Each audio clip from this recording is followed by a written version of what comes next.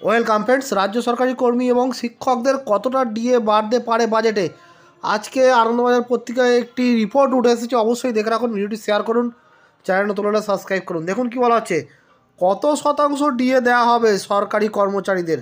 Budget অধিবেশনের আগে অঙ্ক কষছে অর্থ দপ্তর। ফেব্রুয়ারি মাসের 10 তারিখ থেকে শুরু হচ্ছে রাজ্য বিধানসভা বাজেট অধিবেশন।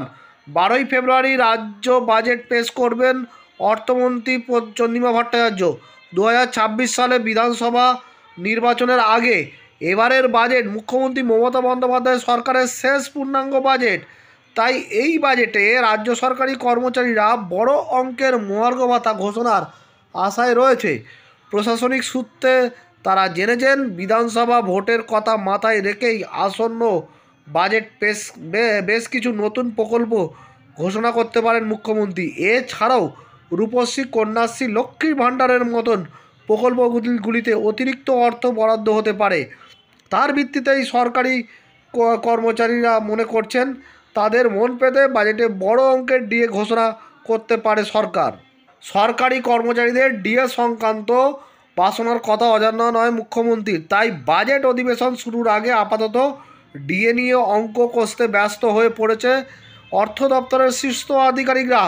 সম্প্রতি কেন্দ্র অষ্টম পে কমিশন ঘোষণা করার পর কেন্দ্রীয় সরকারি কর্মচারী এবং পশ্চিমবঙ্গ রাজ্য সরকারি কর্মচারীদের বেতন ও মহার্ঘ ভাতার পার্থক্য উল্লেখযোগ্যভাবে বৃদ্ধির পথে।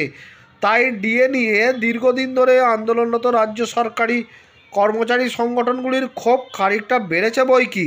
ভোটের কাজে সরকারি কর্মচারীদের বড় ভূমিকা থাকে, তাই রাজ্য বাজেটে তাদের জন্য রাজ্য সরকারকে অতিরিক্ত কিছু ভাবতে হবে বলে মনে করছে প্রশাসনের এক অংশ। বর্তমানে কেন্দ্রীয় সরকারি কর্মচারীরা 53% হারে ডিএ পাচ্ছেন, আর পশ্চিমবঙ্গের সরকারি কর্মচারীরা পাচ্ছেন 14% হারে। কেন্দ্র ও রাজ্য সরকারি কর্মচারীদের বেতনে এই উল্লেখযোগ্য ফারাকের কথা তুলে ধরেছেন বিরোধী দলনেতা শুভেন্দু অধিকারী। তার ওই মন্তব্যের পরে বিশেষত রাজ্য সরকারের কর্মচারীদের পাওনা নিয়ে বাড়তি ভাবনা ভাবতে হচ্ছে নবান্নকে।